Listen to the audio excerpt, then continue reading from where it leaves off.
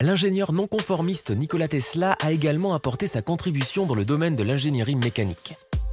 Regardez l'une de ses inventions préférées, une turbine sans pale ou turbine Tesla. La turbine Tesla avait une conception simple et unique, et pourtant elle était capable de battre les niveaux d'efficacité des turbines à vapeur de l'époque. Les turbines normales sont de conception complexe, avec des pales de géométrie compliquées et des pièces de stator.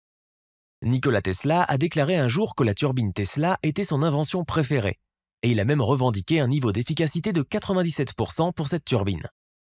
Partons à la découverte de cette technologie intéressante et, à la fin, nous vérifierons également l'efficacité annoncée par Tesla.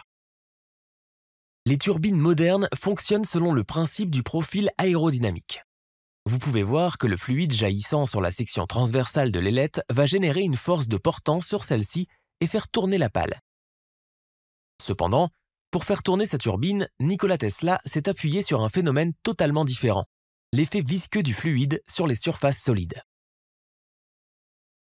Vous avez peut-être déjà vu cet effet auparavant.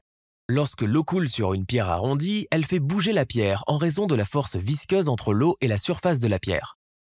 Nikola Tesla a extrapolé cette même force pour faire fonctionner sa turbine. Qui sait, Tesla s'est peut-être inspiré de cet exemple pour créer sa turbine. Si vous produisez la force visqueuse tangentielle à un disque, celui-ci se mettra à tourner. Super! Vous avez produit la forme la plus simple de turbine Tesla. Cependant, cette turbine est assez inefficace. La majeure partie de l'énergie du jet est perdue ici. Rendons cette conception plus efficace et plus pratique. Plaçons cette paire arbre-disque à l'intérieur d'un boîtier. Maintenant, le fluide entre par le boîtier extérieur, tangentiel à celui-ci. Une disposition permettant au fluide de sortir se trouve au centre de la turbine. Supposons qu'un fluide d'entrée dont la pression est légèrement supérieure à la pression atmosphérique entre dans la buse d'entrée à faible vitesse. Que pensez-vous du chemin que prend ce fluide? Comme le fluide a une faible vitesse, la force visqueuse entre le disque et le fluide sera très minime, et le disque ne tournera pas.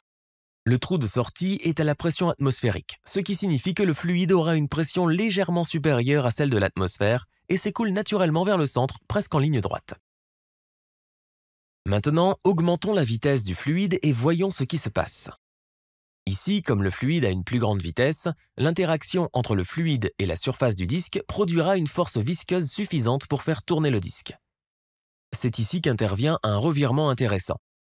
Lorsque les particules de fluide sont en rotation, elles ont besoin d'une certaine quantité de force centripète pour maintenir ce mouvement. Une particule fluide de même vitesse nécessite une force centripète plus importante près du centre que loin de celui-ci. Pour cette raison, les particules de fluide en rotation ont tendance à s'éloigner du centre. Cependant, la sortie de la turbine se trouve au centre et les particules de fluide doivent donc finir par l'atteindre. En raison de ces effets opposés dans le cas de la rotation, le mouvement des particules s'incurvera comme indiqué. Si vous comparez les rayons de la particule A dans ces deux cas, il est clair que les particules à trajectoire courbe ont un rayon plus important. Maintenant, augmentons progressivement la vitesse du fluide. Vous pouvez voir que la courbure des particules de fluide va encore augmenter et former une sorte de spirale. Ce concept est plus clair lorsque vous suivez la même particule de fluide pour différentes vitesses de disque. Plus la vitesse du disque est élevée, plus la particule s'éloigne du centre.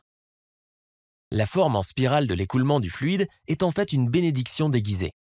La forme en spirale augmente la surface de contact entre les particules de fluide et la surface du disque, ce qui accroît la production de force visqueuse sur le disque.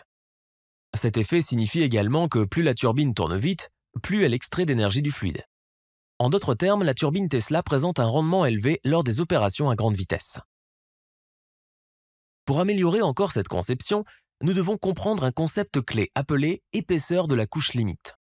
Nous pouvons observer dans ce système que les particules de fluide qui sont en contact étroit avec le disque adhèrent à celui-ci et forment une couche stationnaire. La couche suivante de molécules essaie de tirer la couche stationnaire dans le sens de l'écoulement. Cependant, au cours de ce processus, elles perdent un peu d'énergie au profit des molécules de la couche stationnaire. La même chose se produit avec les couches suivantes. Cette tendance des particules fluides à résister à l'écoulement des autres particules est connue sous le nom de viscosité.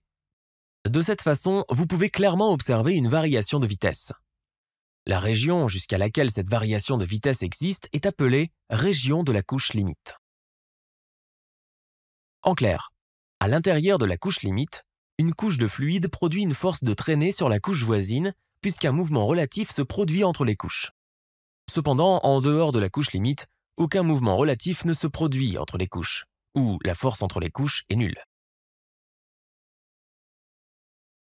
Pour exploiter ce phénomène de couche limite, Nikola Tesla a eu une idée originale.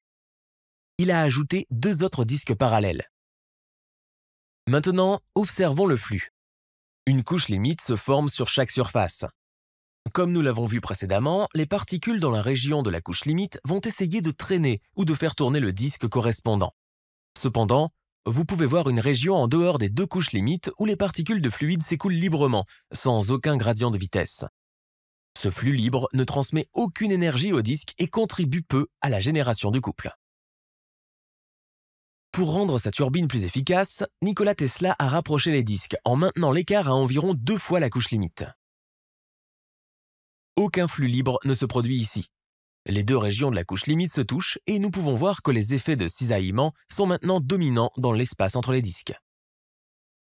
Pour la vapeur, cette distance idéale s'est avérée être de 0,4 mm. Grâce à cette méthode, Tesla a amélioré le couple de sortie de sa turbine. Tesla a découvert qu'en augmentant la surface effective entre le disque et le fluide, la turbine peut produire plus de couples. Il a donc ajouté plus de disques. Ce modèle avait un diamètre de 6 pouces. Cependant, cette conception a connu un échec cuisant. Le problème était que cette turbine fonctionnerait à une vitesse très élevée, 35 000 tours par minute. Nikola Tesla n'avait jamais pensé que cette turbine produirait un régime aussi élevé, et la solidité du disque n'était pas suffisante pour résister à l'énorme force centrifuge produite dans le matériau, ce qui a entraîné une dilatation du matériau et une défaillance du disque par déformation. À l'époque, Nikola Tesla n'a pas trouvé de matériau capable de résister à une vitesse de rotation aussi élevée. Finalement, il a dû réduire le RPM, tours par minute, à moins de 10 000 pour sauver les disques d'une défaillance mécanique. Maintenant, la grande question. Malgré le fait que les turbines Tesla soient si faciles à construire, pourquoi ne sont-elles pas utilisées dans les industries de production d'énergie? La raison en est que les turbines à vapeur modernes ont un rendement supérieur à 90%. Nous savons que la turbine Tesla devient plus efficace à mesure que la vitesse du rotor augmente. Mais pour que la turbine Tesla atteigne un tel niveau d'efficacité, le rotor doit tourner à un régime très élevé, peut-être 50 000 RPM. Le défi majeur est que pour les applications industrielles, nous avons besoin d'une taille de disque de 2 ou 3 mètres. Considérez ces disques hypothétiques de turbine Tesla d'un diamètre de 3 mètres. C'est une impossibilité technique de faire fonctionner des disques d'un si grand diamètre à une vitesse de 50 000 RPM. Le principal problème est celui de la vitesse de l'extrémité de la lame. Les aubes des turbines à vapeur les plus modernes sont capables d'atteindre Mach 1,8 à leur extrémité, soit 1,8 fois la vitesse du son. Un calcul approximatif montre que ces disques hypothétiques atteindront Mach de 13 aux extrémités. Une impossibilité technique certaine. La seule option qui reste est de réduire le RPM et nous savons que cet acte entraînera une énorme baisse du rendement de la turbine. Par conséquent, l'affirmation de Nikola Tesla d'un rendement de 97% pour son modèle de 6 pouces semble irréaliste. N'oubliez pas qu'il n'a pu faire fonctionner cette turbine qu'à moins de 10 000 RPM. Malgré ces inconvénients, la turbine Tesla a trouvé quelques applications de niche. Il est intéressant de noter par exemple que la turbine Tesla est réversible. Elle peut fonctionner comme une pompe si vous fournissez de l'énergie au rotor. De plus, nous savons que les turbines Tesla fonctionnent sur la base des effets visqueux des fluides. Ces types de pompes sont donc utilisés dans des applications à haute viscosité comme les usines de traitement des eaux usées, l'industrie pétrolière et les pompes d'assistance ventriculaire. Avant de partir, n'oubliez pas de devenir membre de l'équipe Les X. Merci.